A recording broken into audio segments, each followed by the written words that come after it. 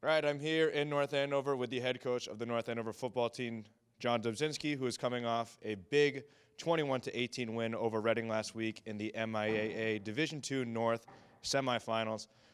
Coach, first of all, win over the number one seeded Rockets, first time in the program history, and your first playoff road win for the Knights. So can I just get your thoughts on the game?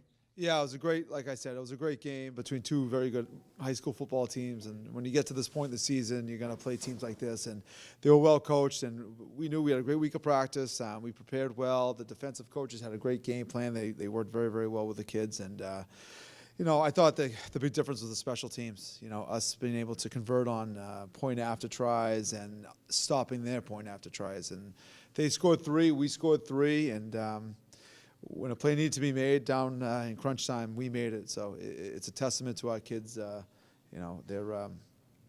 overall discipline. So it's a great win for the program.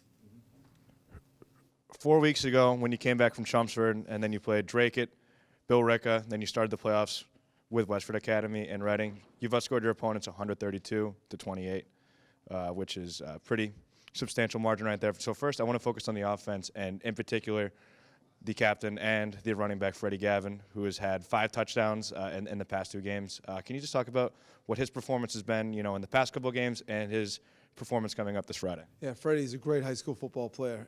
For 2 years, he's been a great back for us. He's very multifaceted. He, like I said in the newspaper, he's shifty, he's fast, he's tough to tackle, but he's also powerful, so he brings a lot to the table.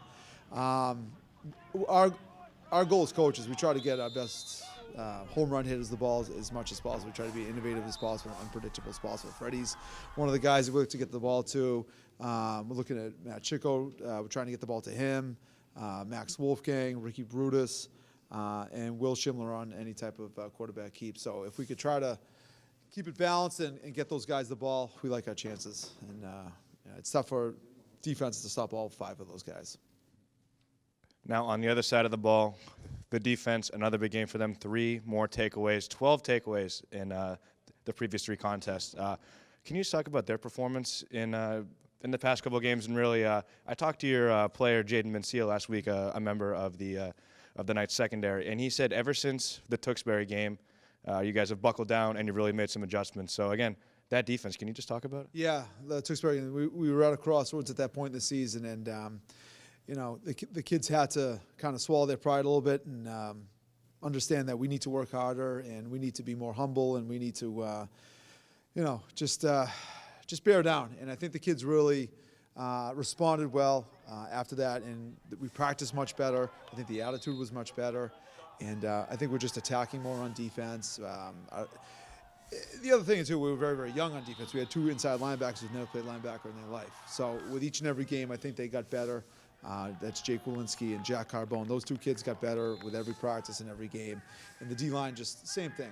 Anytime you play, you're going to get better with more experience. So they just, as the season went on, we got better as a program, which is good. So the defense is the reason why I think the reason why the defense is better is overall I think kids gain more experience.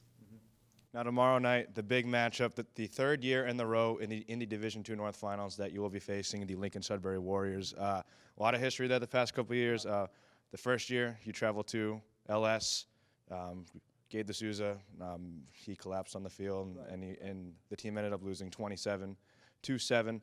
Last year, though, time for redemption with the Warriors. They came here, you trounced them 42-0.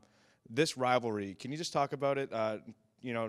Just in terms of what it means for, obviously the new players coming in the town, but the returning players who have had that history. They were there in Lincoln-Sudbury, and they were there last year. Just how much does this, I don't want to call it a rivalry yet, but this matchup with the Warriors mean to the team? It's a great matchup because I think our high school has a lot of successful sports teams. Their high school has a lot of successful sports teams.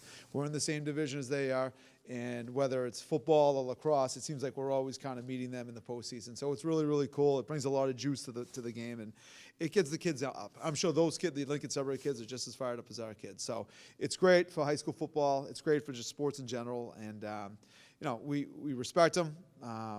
They're very, very well coached. New coach there does a great job. He's brought them back to the title game, and I think they lost about 30 starters too, or 30 seniors too. So, you know, we're going to have our work cut out for us, just like we did against Reading and Westford Academy. We need to not turn the ball over, control the line of scrimmage, and you know, get key stops on defense. So we're looking forward to the challenge.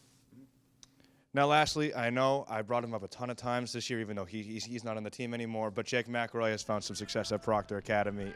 Just how does it feel to see one of your former players really have success at that kind of next level? It's amazing. I mean, he deserves everything he gets. He earned it.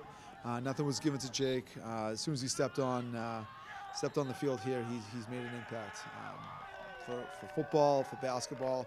Basically, North Andover, the school became a better school because of Jake and his exploits and his work ethic. And you know, his family did a great job raising him, and he's a very respectful kid. He's actually a better kid than he is an athlete. So that tells you something. So couldn't be happier for him, and his best days are ahead of him. That's for sure.